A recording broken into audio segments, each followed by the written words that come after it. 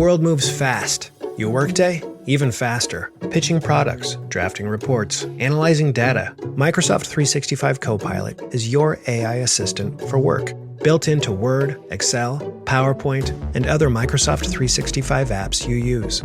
Helping you quickly write, analyze, create, and summarize. So you can cut through clutter and clear a path to your best work. Learn more at Microsoft.com/M365 Copilot. I had that dream again. My small business needs to hire, but I don't use LinkedIn, and I hire an energy vampire. But also they're a literal vampire. And suddenly my team is spending all their time sharpening wooden stakes and buying bulk silver and rehearsing ancient chants, and then I wake up. Don't let hiring nightmares ruin your dreams. LinkedIn Jobs' new AI assistant takes insights from over 1 billion professionals to create a short list of the best fits for you. Post your job for free at linkedin.com/quality. Start hiring today with LinkedIn. AI is incredible. It can teach you how to fry an egg and even write a poem, pirate style. Yarr! But it knows nothing about your work. Slackbot is different. It doesn't just know the facts. It knows your schedule.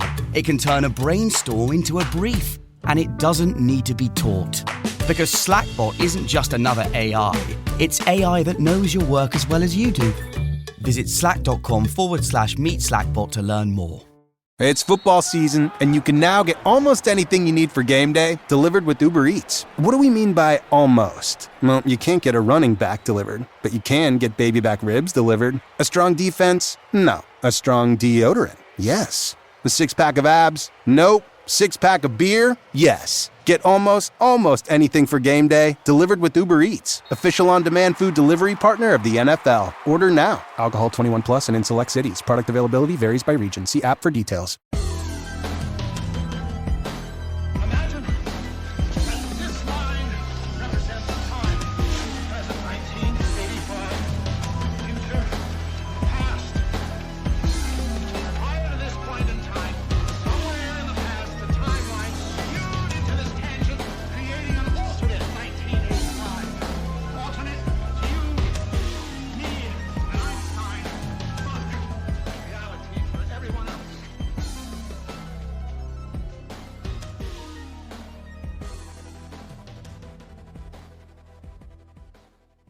Welcome, travelers. I'm Jeremy. I'm your host tonight, your only host tonight on this Halloween special for 2025. Like we do every year, we cover an urban legend. Well, you're getting quite the bonus this year because we're not just doing one, we're doing a whole book's worth. And we're going to sit down with the author today to go over his work. So, we are thrilled today to be joined by a fascinating voice in the world of the strange and unexplained, author Michael D. Winkle, a researcher and writer with a long-standing interest in the mysteries of the natural world. Michael is known for his work spanning science fiction, anthologies, and his co-authorship of Mothman Evil Incarnate with cryptozoologist Lauren Coleman. Today, he is here to talk about his latest deep dive into the weird and wonderful, a meticulously researched collection of nearly 200 tales of cryptids, mythological creatures, and bizarre biological discoveries. Please give a warm welcome to the author of the absolutely captivating new book, Beasts Beyond Belief, Sneaky Werewolves, Flying Cats, and Accidental Apes. Welcome back to Infinite Rabbit Hole. All right, Mike, how's it going, man? How you doing? Doing pretty good now. All the hype is starting to ebb away, so I have more time to do other things. I'm sorry. So just to kind of give everybody a little bit of a background, we've tried to record this episode twice before with Jeff and just couldn't get it to work. We were having some internet connectivity issues. So you guys may go and listen to this episode and be like, well, why didn't we get to listen to this one live? Well, that's because I stole Michael and I said, I'm going to have them all to myself tonight. And I'm not going to give Jeff any of the fun. So, Mike, I hope that's okay with you. But it seems like we're rolling pretty good right now. So far. Oh, so far, so good. There it is. Yep. Man, if we can't do it this way, then I guess I'm going to have to try to do the Zoom thing. I'm really trying hard not to do it. Yeah. So, Mike. Yes. I have some initial questions for you. I actually have a group of 10 different topics of questions for you. I have a lot of them because I am actually a huge fan of this book. It's not very often that I get to just talk about a book of collections, right? So you have a book that's literally a collection of stories and details regarding urban legends, cryptozoological creatures, mythologies, and just like one-off situations. And my favorite example specifically of the latter there is the flabbit, which we'll talk about here in a little bit. I've already told you multiple times that I love the flabbit. I actually have a stuffed flabbit coming in the mail here soon. I found a really cool one, and he's going to sit up on my bookshelf over here. I'm really excited about it. So you're the reason why, and just want to say thank you. Well, I was happy to dig them up out of the old newspaper archives and the Tulsa Tribune, and Oh yeah, and we'll get into that.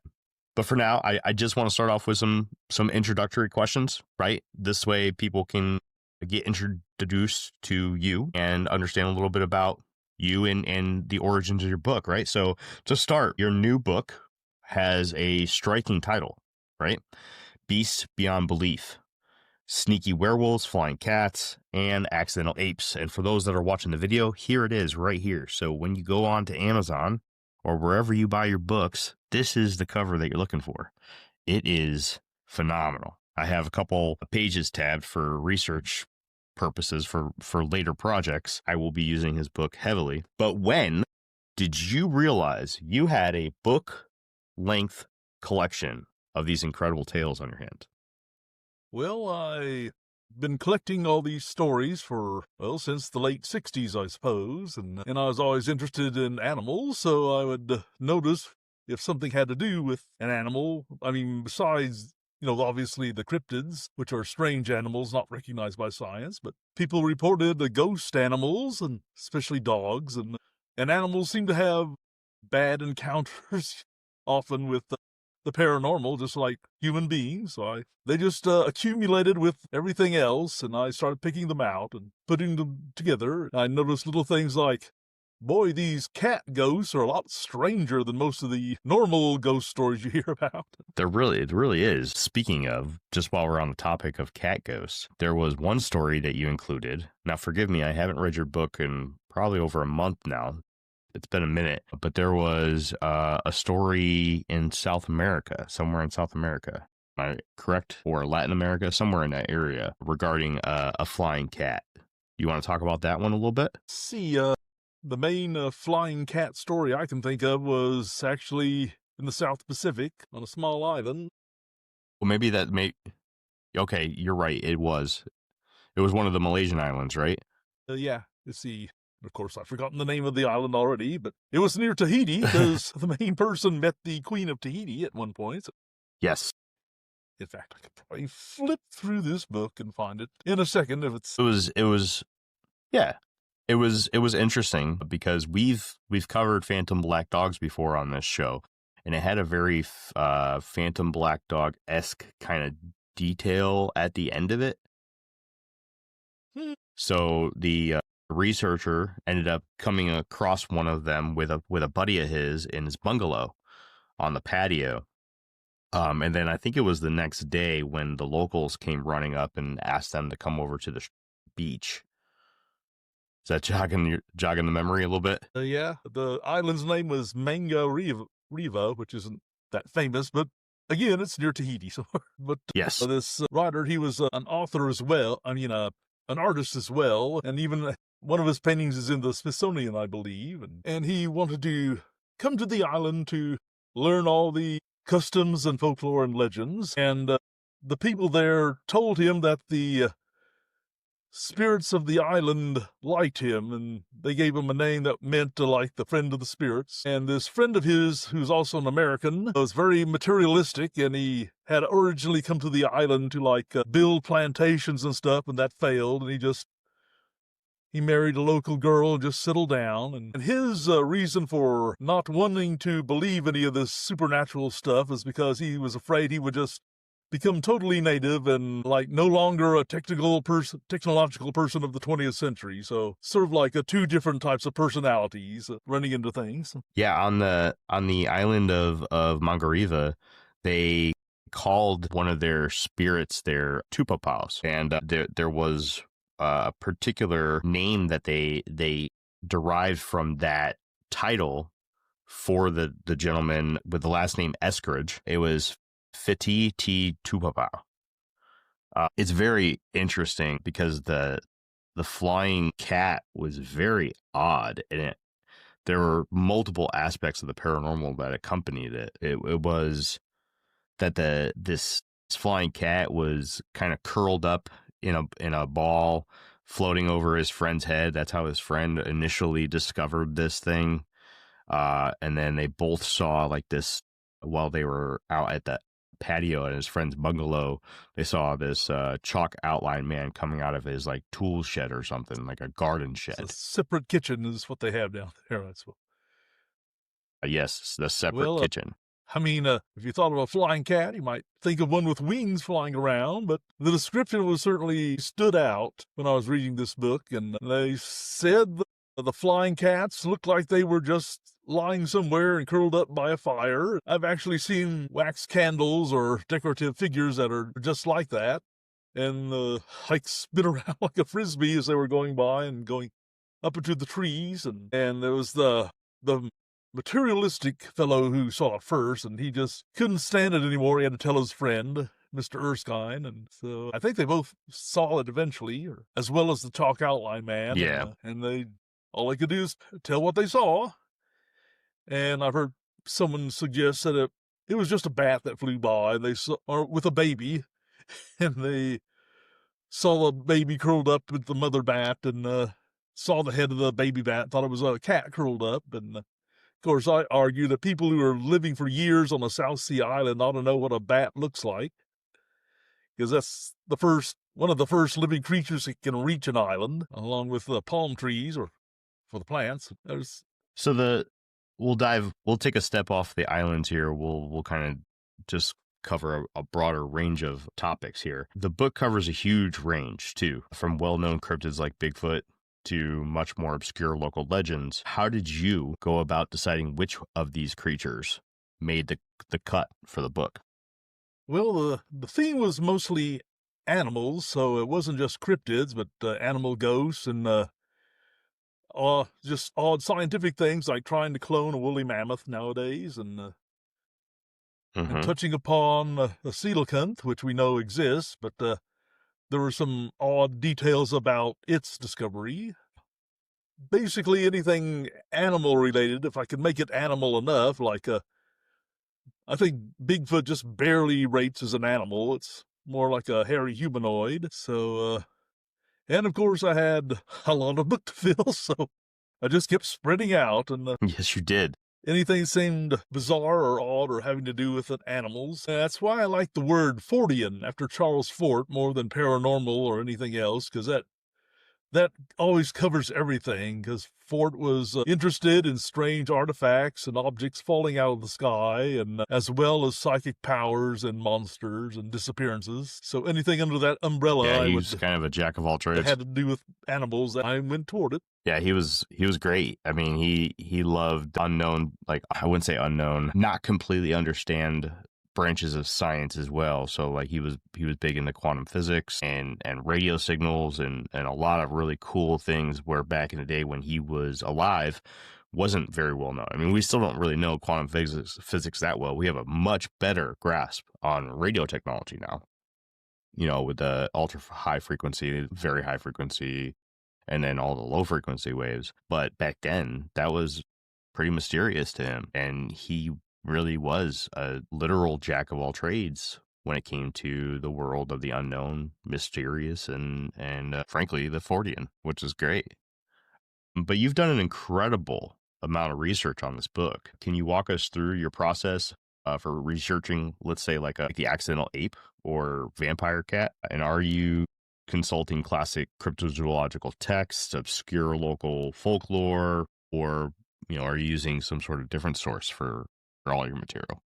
Well, it seems like books especially that I bought when I was a kid in 60s and 70s are now very obscure and unusual, but I still have them. And the Accidental Ape, for instance, was in Phantasms of the Living, which is an enormous book published in the 1880s by the Society for Psychical Research, and most of it are glimpses or like telepathic foresights or ordinary glimpses of people who weren't there at the time or just ordinary ghosts. But that one stood out as very strange and bizarre, with this ape-like creature that was just a figure in a story suddenly sort of forming into existence of some sort. So I said, well, that sort of stands out to me, so I'll put that in the book. Very good. That's great. And I see that you have a collection of books there that makes mine look pitiful. It's probably getting close to 4,000 I'm again. jealous. Might have to prune it. That is awesome. That is awesome. I would be there all day. I could probably spend a weekend back there. Mm-hmm. And still have things I wanted to look at.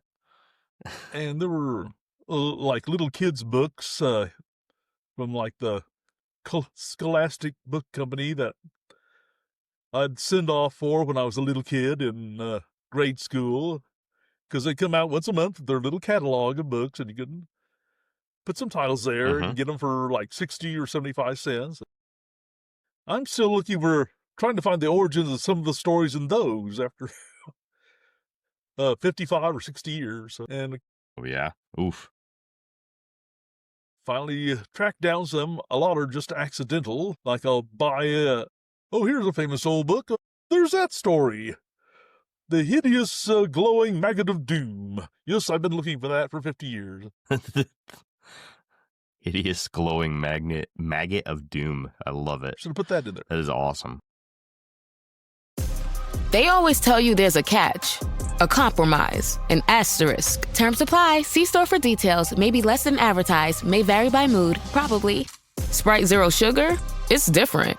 It's the lemon lime flavored refreshment you want with zero sugar. So, no fast voice? No caveats. Just refreshment. This is Sprite Zero Sugar. Obey your thirst. Oh, it's such a clutch off-season pickup, Dave. I was worried we'd bring back the same team. I meant those blackout motorized shades. Blinds.com made it crazy affordable to replace our old blinds. Hard to install? No, it's easy. I installed these and then got some for my mom. She talked to a design consultant for free and scheduled a professional measure and install. Hall of Fame son. They're the #1 online retailer of custom window coverings in the world. Blinds.com is the GOAT. Visit Blinds.com now for up to 45% off site-wide, plus a free professional measure. Rules and restrictions apply. Well, maybe if there's a second book, I'll put it in there. So. Number one. But there you go. Man, I like it. Named Bernard Herwood, I think is his name. He wrote a lot of little books for kids that seem kind of strange these days. Books about werewolves and monsters and serial killers, like for 3rd grade. And there were a lot of monsters and ghost stories in those books that were supposedly true, and he would just present them and that's it, and not tell where he got them from or anywhere. And I felt it my duty to hunt down the original stories if I could find them. And I've heard well, good luck. That'd be interesting. Several people have mentioned, I've asked, on throughout the internet and about some of these stories, and their opinion was that he probably just made them up because they're only like a page long and they're for 3rd or 4th graders for this little paperback. And surprisingly, he didn't, but he gave no clues to where he got them. Well, that's interesting, for sure. Well, I'll be looking forward to your sources in your next book to see where you got to dig up that information from. I'll love it. I'm also the sort of person who'll buy a new book and on something that's been done before, like Bigfoot or something, and I'll say, where did he get these stories? And I'll go to the bibliography and see where he got everything, and I'll go to those books if I can find them and look at their bibliography, or at least see where the author got them. I'm the same way. I am the exact same way. I spent a lot of time in your bibliography.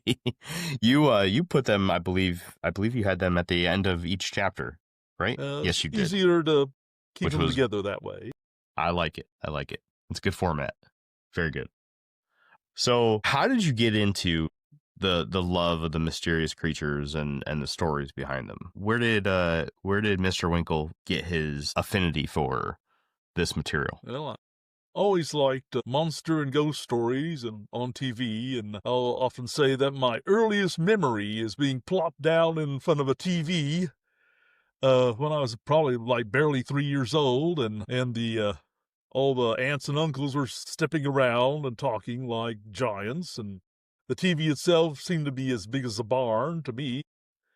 My memory is I could barely stand up then, but they were on that day they were playing Rodin, the Flying Monster, and I thought it was the greatest thing in the world, seeing this pterodactyl fly around and knock down buildings and attack That's jet awesome. planes. And, well, just anything, comic books, those scholastic books, and stories in the newspaper, if they were weird and had monsters in them, I'd read them or watch them. But something really amazing happened when I was about, I don't know, 7 or 8, and the Gulf Oil Company got the gas stations that I don't think are around anymore. They started putting out these monthly or quarterly Disney magazines having to do with Disney movies and TV shows, and I like those too, so I coerced my father into stopping at Gulf and buying them every couple of months. He didn't want to, because he said they overcharge all their stuff.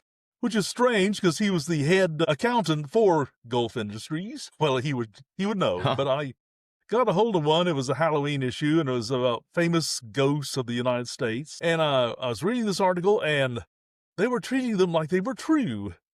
And mentioned that people, sort of the people working on the magazines, what their experiences were, and how one of their grandmothers saw a man who was shooting down the street as if riding a bike, but there was only the top half of him. They had a nice little picture with that. Oh, man. It went in front of their horse and buggy, because that was a long time ago, but they had a nice drawing of this person shooting along, floating about 3 feet off the ground, with only from the waist up. There's nothing else. And that really freaked me out, that I had no idea up to that point that people actually claimed to have seen ghosts. So that was a major revelation. So from then on. Nice. So you just kind of got you hook, line, sinker there then, huh?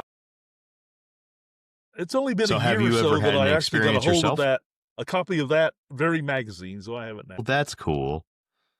That's a nice little bit of nostalgia right there. Mm-hmm. Have you ever had a sighting for yourself? I've had a lot of things that might be and might not be. A couple of years ago, I got an excellent book. It was called Disembodied Voices, which studied the phenomenon of people hearing voices calling their name or talking from the woods or someplace. And this person counted one of these scary entities as a guy who went out into his backyard and heard someone. There was supposed to be no one around for miles, and he heard someone whistling the Woody Woodpecker song. And I said, well, if the Woody Woodpecker song counts, then what happened to me counts. That's when I was about maybe 5 or 6, and my grandmother in Eufaula, Oklahoma, went out to visit some friend of hers way out in the country, and I was too shy to go in and meet the people, so I stayed in the front yard where all these chickens and their little chicks were running around. I wanted to chase the chicks and hold them, and maybe take one with me. So I was chasing these chicks, and they seemed to be almost leading me out toward the road and to the dirt road way out here in the country. And I actually got out to the dirt road, and there weren't that many trees, but you could see for miles. It was mostly cow pastures and stuff, and just a few pine trees. And suddenly I heard this loud, crazy, screeching laugh, and it seemed quite near, but there was nothing to see and no place to hide. And have you ever heard of the Scarecrow of Romney Marsh, also from Walt Disney? They had a song that went with it. It was a record, and at the end there's this incredibly loud, frightening screech of a laugh. And that was almost the same thing. And after still looking around, there was only some fence posts and cow pastures and trees. I was sure the Scarecrow was after me, so I ran over to the house, and I jumped under the front porch and hid there in the mud until my grandmother was ready to go home. So that was about the freakiest thing that ever happened to me. I say it's cool because I had something cool as a kid. Well, looking back on it, it's cool now, but when you're a kid, it's not. But it's also something that really was my vector into loving this stuff as well. So it's always cool to hear other people's stories. If you had to pick just one creature from the book that still gives you pause, a story that you truly can't rationally explain, which one would it be? Let's see. Well, rationally explain means I'm sure it happened and somehow goes against what we know of science, and so it's hard to pick one. Yeah. Let's see. I'd have to vector. Well, I'll tell you one of my favorites. One of my favorites from your book is the guinea pigs. Those things, that is such a cool story. Or the hamster. Was it a hamster? I believe it was a golden hamster. hamster that just appeared near Aleppo in the Near East. Very, very interesting topic. And I tried looking up more information on it, and it seems like you got a pretty decent chunk of information for what's out there. It's pretty much complete in your book. And for those that are wondering what I'm talking about, there is this city, right? City? Aleppo, I think it's in Turkey. I'm not sure. It's at the eastern end of the Mediterranean, I believe, near the shore.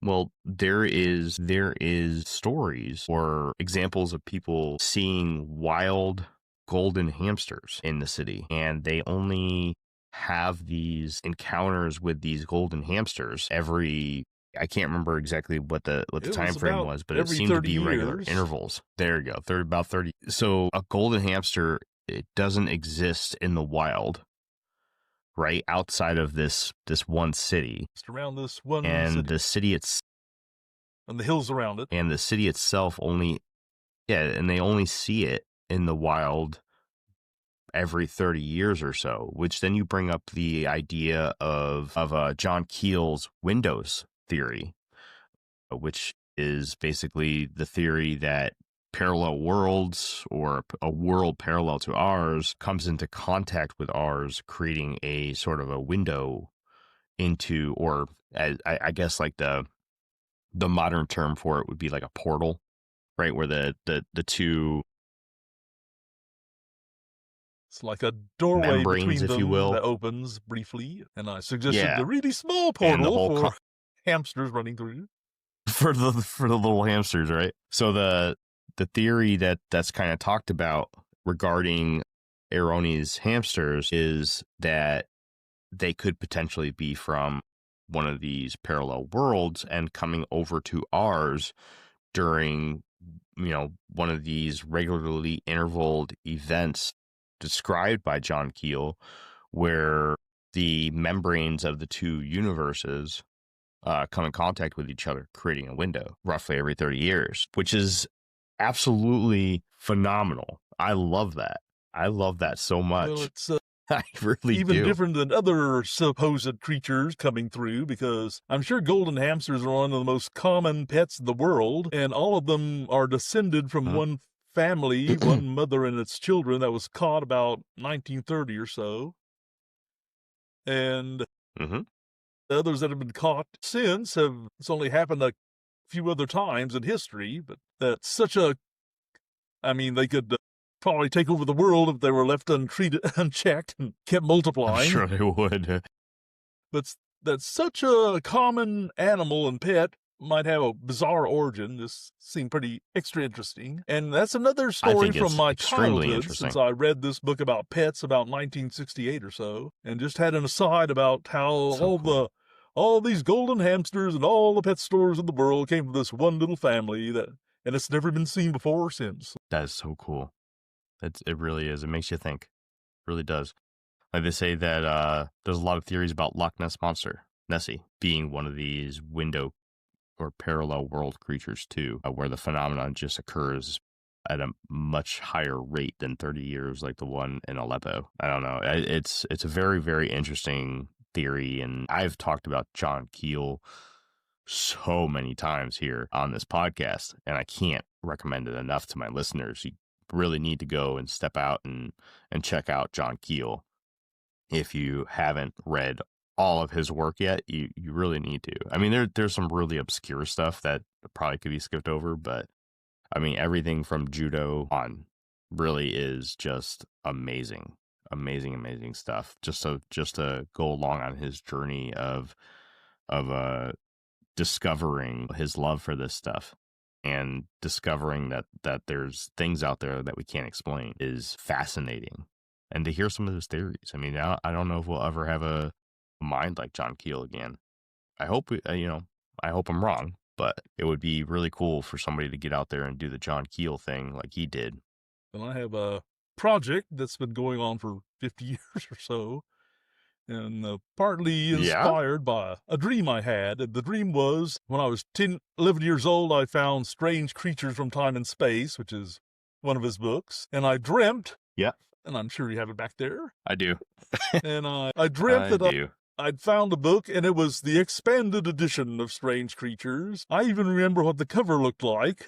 There's like an old-timey, Old West a passenger train going across a trestle, and standing in the canyon of this trestle was a Tyrannosaurus Rex that was as high as the trestle and the train, and looking at us as if it were about to attack. And I was amazed to find this, but then I woke up, and then I decided it was my life's work was going to be finding every reference in that book and expanding it and putting the whole thing into one compendium. And I was almost ready to, well, not publish it, but print out my own version of it about 2020. And then I realized I had missed something very important. They had the Flying Saucer Review was starting to put their old issues online, and I started flipping through some of them, and I said, well, there's like 30 or 40 reports that Keel took straight from the Flying Saucer Review, so I'm going to have to look at all those now. Yeah. That was the first time I'd ever seen a copy of the Flying Saucer Review. That's so cool. I'll have to look up some of those, too. I didn't know that they were online. That's really neat. Maybe for the 60th anniversary, I'll have it done. Let's go with this question. What is the most bizarre or humorous creature you encountered during your research? Most bizarre. The ordinary cats certainly got weird, like the cat with the detachable head. That was strange. And yes, that was very the curled strange. up asleep cats that are flying around is also pretty strange. And the Willington Mill cat that would first came up like a regular cat until the guy kicked it, and it came back jumping like a bunny rabbit. He kicked it again, and then it came back the size of a tiger, and it was time for him to go. And somebody else saw the cat at the mill sliding around like a snake on the ground, not using its legs. So those are some very odd cats. But as for the creatures themselves, there's a lot of bizarre creatures.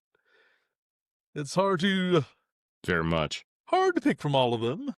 But so your book features cryptids that are essentially modern folklore alongside creatures with deep mythological roots like werewolves. What difference did you notice in how these older classical myths are treated versus newer modern? Año Nuevo, los mismos Extra Value Meals en McDonald's. Ahora te puedes llevar 2 snack wraps y papitas y una bebida mediana por solo $8. Solo por tiempo limitado. Precios y participación pueden variar. Los precios pueden ser más altos en Hawaii, Alaska y California y con entrega.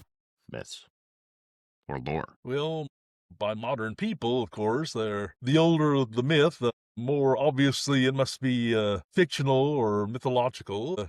Closer to reality. They tried to make it like urban legends, more local, and try and make it sound more believable.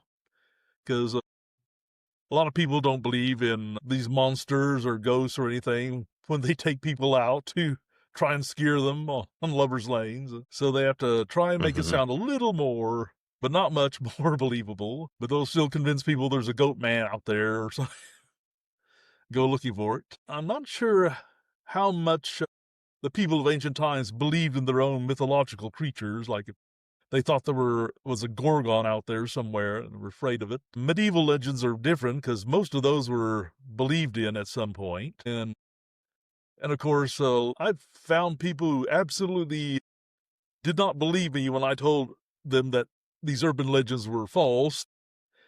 Even when I brought in like Jan Harold Brunwald's books on urban legends and showed them the story they were passing around the workplace, and that it had been told here and there in Utah and California and New York and was demonstrably false. And she said, I remember that. This actually happened over in Broken Arrow. And she started talking to her coworkers, telling about this absolutely true story that was in this book. And it said, this is fake.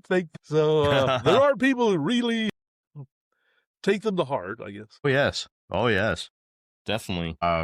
If anybody wants to see good examples of them, just go to Facebook. The Facebook groups are full of them. So let's go to a more cultural question. Do you see a common psychological need or cultural anxiety reflected in the types of monsters that tend to appear in different regions or at different times in history? Are you seeing any correlation? Well, it does seem like there's a deep-set need for certain monsters or creatures or supernatural beings because they appear in all cultures. I mean, like the wild men of Europe, and of course the Yeti of the Himalayas, and hairy wild men from almost every continent, and things that you wouldn't expect, like mysterious black panthers that are reported almost everywhere nowadays. And people will always preface that. Instead of saying, I saw Bigfoot, they'll have to give this little preface saying, I know there's not supposed to be large cats around here, but we saw this black panther the other day running across our farm. And the fact that they would always say the words black panther instead of just a leopard or a African lion or something like that is always interesting, because since I've explained before, I am sure in the book, that there's no such species as black panther. They're occasional I guess, mutations of leopards and jaguars. Yeah, melanistic. And there's either none or just one melanistic cougar, which is found in the United States, ever recorded, so it probably wouldn't be that. So that seems to be something independent. It actually exists and people have seen it, but there are all sorts of legends and ghost stories that seem to appear in almost every region of the earth, so they're both cultural and maybe real at the same time. Like I've heard people, try to figure out the cultural or mythological or psychological value of such and such a creature and what it plays in the society and how it serves like something for the hero to attack or to scare children from dangerous places. But I would say, what if that actually exists and it doesn't really care what value it has to your society or stories, and it's just there doing its thing, and people see it. So, but somehow they'll accept it into their stories and culture and add stories around it. Oh, yes. So let's take a trip outside of the book for a minute. Due to your involvement in the book Mothman Evil Incarnate with cryptozoologist legend Lauren Coleman, how does the level of documentation and witness testimony for the Mothman, a relatively modern phenomenon, compare to the historical accounts of older creatures, like your creature that you included in your book, the Chuckalucka monster? Well, when Mothman finally got popular in the 70s, a lot of the eyewitnesses were still alive, and so they've gone back, and I've seen, I think, there's books like Mothman Behind the Red Eyes from people who actually lived in the area, and they've gone back. And there's those that, those were interesting because they have the actual pictures of the actual handwritten notes and drawings of the original witnesses, and they agree with, like, John Keel's reports from the 1970, and even Gray Barker, who is notorious for altering things, was pretty close to... Very notorious. Was actually pretty close to what they described in their original notes of the witnesses. Well, just seeing photographs of the actual areas was always interesting to me, because this is like something my daddy would have told me when I was a little baby who's trying to get me to go to sleep, and suddenly there is in reality, there's actual photographs of the place, and it's astounding. It's like the little cricket who got lost. The actual picture of because that was a story he liked to tell me all the time. And, of course, they find the archives of the old newspapers from Point Pleasant, which may not even exist anymore, except when people cut them out and put them in their scrapbooks, and those have been saved. So it certainly gives a feeling of reality to these stories I've heard for decades, but were just a story in a book, basically, for me. Very cool. Let's go with, well, if you could send a well-funded international research team to one location to definitively prove the existence of one creature in your book, which creature would it be and where would you send them? That's another interesting thing, because if there are such things as the window theory, they may not be there all the time to be found. Very true.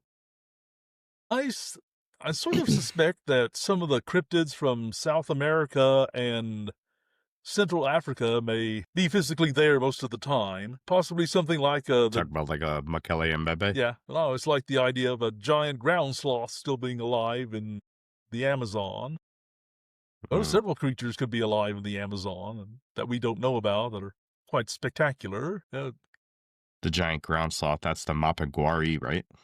That's one of the monsters they claim might be it. And of course, we know that they found this cave that had mummified giant sloths in it. Like the skin was still covered with fur and still pliable, like leather, instead of being fossilized. So that would be in the Very Patagonian region, I believe, of Argentina. Very southern.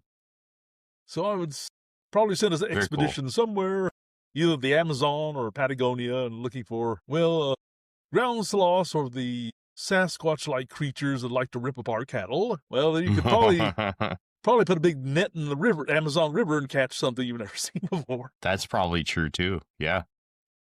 That's a good point. So are you in belief that these creatures are out there? Well, like Charles Ford himself, I don't like to use the word believe because it implies I accept something without any evidence. But the fact that Good. people generations apart report seeing the same thing, and there are people who, in the pre-internet age at least, have probably never heard of anybody else seeing it or ever read a book on the subject, and they have the same sort of details. It's like any other scientific phenomenon that is built up on observations. So I tend to think there is something there, but the way these things exist, they may not be there all the time when you want to go out there and see them or catch them. And I think there is definitely a phenomenon that people experience, but whether it's an actual physical creature or not, I couldn't really tell you. Good stance to have. See here. We're eating through them, man. Eating through them. I have one that kind of just popped up. I didn't have a question set for this, but I wanted to talk about specifically the chapter on the dinosaurs in the western states. I believe it was New Mexico. I could be wrong there. Let me open up your book here. Do you know what I'm referring to? Certainly, I was really excited about those because it almost looked like that dream picture on the cover of the book I dreamed about. So I want to see dinosaurs in the American West. Come on, they're out there somewhere. You can report them, someone. Yeah, there's this one area where there were dinosaurs being seen. I think it was 3 times by the same person. Yes. But they also had other people witness them with them. Especially there was one in a car. There was an event where the person witnessed one of these dinosaurs in a car with somebody else. Forget the woman's name. She was absolutely old by that time, but she was telling about several encounters since the 1930s with what appeared to be dinosaur-like creatures, and it was published in a Sunday paper in Colorado or New Mexico. I'm not sure which. I don't remember. And it was that was repeated in the Fortean Times about 1982. And for a long time, it was just a couple of paragraphs, but this one researcher hunted her down, and it sounds like he dragged her all over the western states to find these other witnesses and chased down the stories. The incident when she was in the car with somebody else seeing one, that happened after her letter had been printed in 1980, about 1978 or so. And I noticed one. The chapter is titled report. Colorado Raptors. The chapter is titled Colorado Raptors, and it is it's fascinating. It even goes into like the correlation between the stories with the Apache moon cow, which is fascinating. Man, if they had stories of these things, Well, I thought we could get away with it this time, but let's go ahead and let's go ahead and wrap it up. I got through most of my questions for you. I feel like that went really well. I'll get it all edited and put it out for Halloween. So Before we log off for the night, why don't you go ahead and let everybody know where they can find you, your socials, website, your Patreon, everything. Let's tell the listeners of the Infinite Rabbit Hole where they can find Michael Dane Winkle. Well, I've been working to improve all that. That's sort of in a flux at the moment, but right now I can't even affect my website, but it's there at it's called fantasyworldproject.com. That's just one word. It was mostly just what it says. I was documenting this fantasy world that I write stories about as it was happening, so that's the project.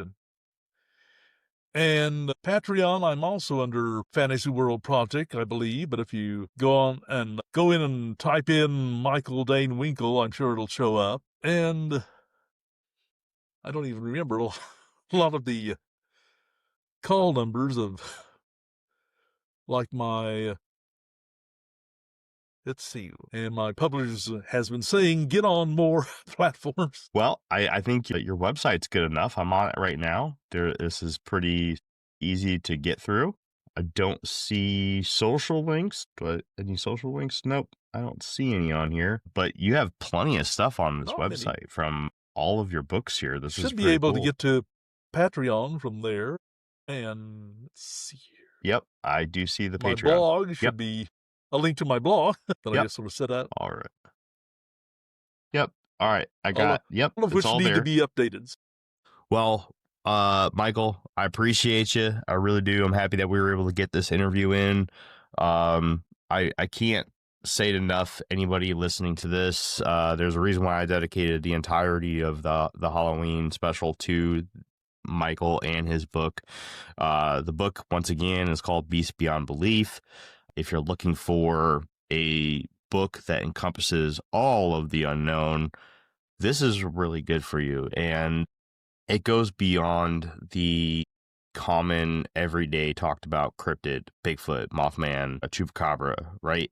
It dives into a lot of the nooks and crannies of the world where, for some reason, others aren't talking about. And Mr. Winkle here does a phenomenal job at putting this together. Very, very good. I'll be looking for more of your work to come out in years to come, and I really do look forward to that. But Mike, I just wanted to say one more time, more little anecdotes I could use every day. So good.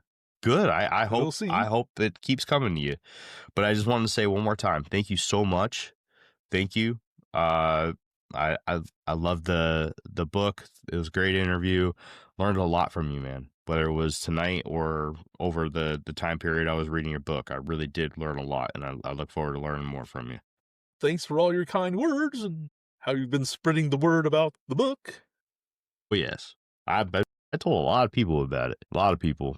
Hopefully it gets you some book sales, because this book does deserve to be read and used. It's really, really good content. But all right, Mike, do you have anything else to say to the listeners? Well, just go out there and look for those cryptids.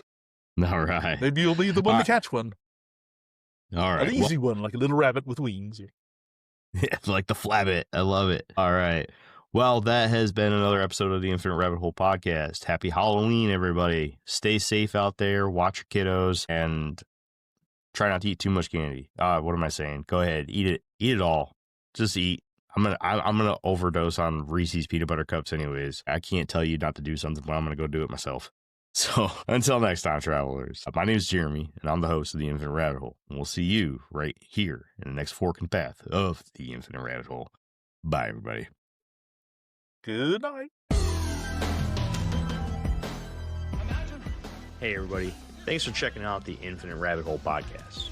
If you're looking for more of our stuff, head on over to infiniterabbithole.com, where you can find links to all the podcast players that we are available on, and even our video platforms such as TikTok and YouTube. While you're there, make sure to check out all the links for our socials and hit that follow so you know when all the new stuff from our podcast comes out. And until next time, travelers, we'll see you right here in the next fork in the path of the Infinite Rabbit Hole. Bye.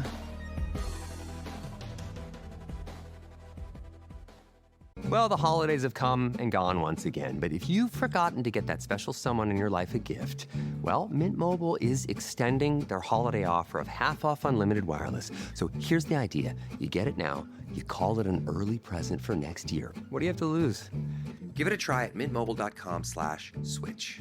Limited time 50% off regular price for new customers. Upfront payment required. $45 for 3 months, $90 for 6 months, or $180 for 12-month plan. Taxes and fees extra. Speeds may slow after 50 gigabytes per month when network is busy. See terms. Starting a business can seem like a daunting task, unless you have a partner like Shopify. They have the tools you need to start and grow your business. From designing a website to marketing to selling and beyond, Shopify can help with everything you need. There's a reason millions of companies like Mattel, Heinz, and Allbirds continue to trust and use them. With Shopify on your side, turn your big business idea into... Sign up for your $1 per month trial at shopify.com/special offer.